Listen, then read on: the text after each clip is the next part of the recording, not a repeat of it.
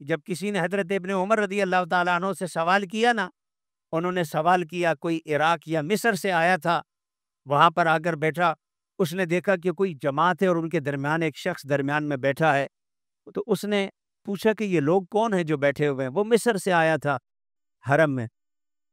لوگوں نے کہا یہ تو قریش کے لوگ ہیں، رسول اللہ کے گھرانے کے خاندان، قریش قبیلے کے لوگ ہیں۔ اس نے کہا کہ اچھا، ان میں جو درمیان میں بندہ بیٹھا ہے، جس کے ارد گرد یہ سارے بیٹھے ہیں، وہ کون ہے؟ کہا وہ حضرت عبداللہ بن عمر ہیں۔ تو جانتے تھے حضرت عمر کے بیٹے، اور ان کا میں پہلے کئی بار کہہ چکا ہوں کہ صرف ان کا عمر کا بیٹا ہونا ہی اعزاز الگ نہ تھا، بلکہ خود محدث ہونا، فقیہ ہونا، عالم ہونا، اللہ تعالیٰ نے خود بے شمار کمالات ان کو اور عطا کیے تھے، اور مدینہ منورہ کے رہنے والوں کے مفتی تھے، افتاء کے منصب پر فائز تھے۔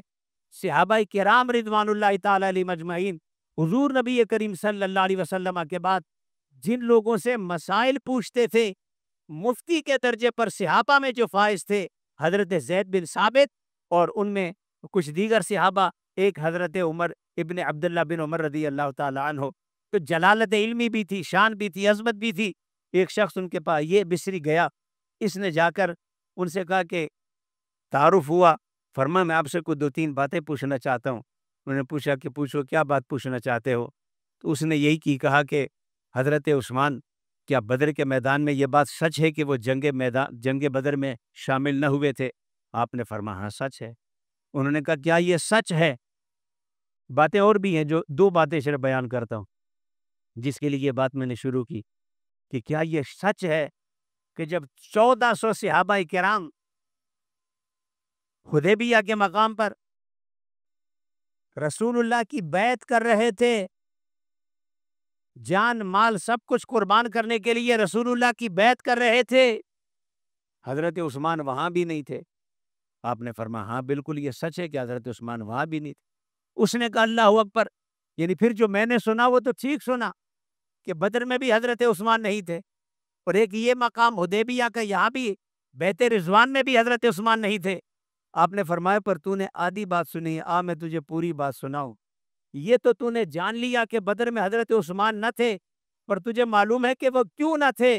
پھر وہ جو میں نے پہلے ذکر کیا، فرمایا وہ رسول اللہ کے حکم سے نہ تھے، رسول اللہ کی بیٹی کی تیمارداری کے لیے نہ تھے، فرمائیے ان خوش نصیبوں میں سے تھے جو بیٹھے مدینہ میں تھے، مگر اجر ان کو بدر کے میدان میں شامل ہونے والوں کا عطا کیا گیا تھا، اجر ان کا عطا کیا گیا تھا۔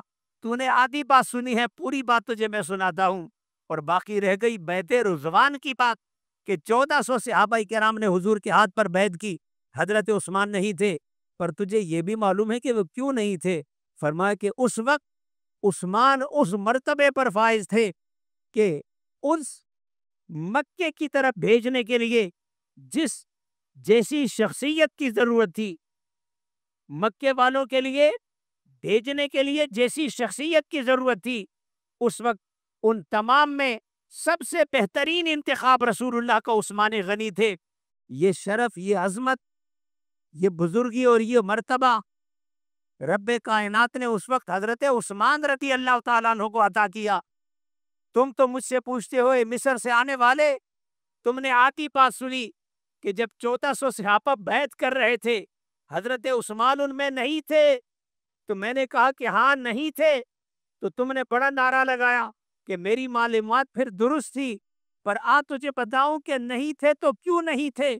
بیعت رضوان تو ہوئی ہی عثمان کے خون کا بدلہ لینے کے لیے تھی، اور یہی وہ بیعت رضوان ہے کہ جس میں مصطفیٰ نے اپنے ہاتھ کو کہا تھا یہ عثمان کا ہاتھ ہے، اور دوسرے ہاتھ پر ہاتھ رکھ کر فرمایا گویا عثمان کی طرف سے نیابتاً بیعت محمد مصطفیٰ کے ہاتھ سے ہوگی۔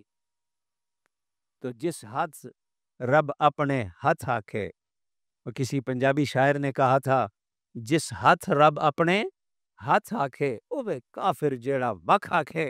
فرمایا جب مصطفیٰ عثمان کو جدا نہیں کرتا تو تم اور ہم کیسے عثمان کو جدا کر سکتے؟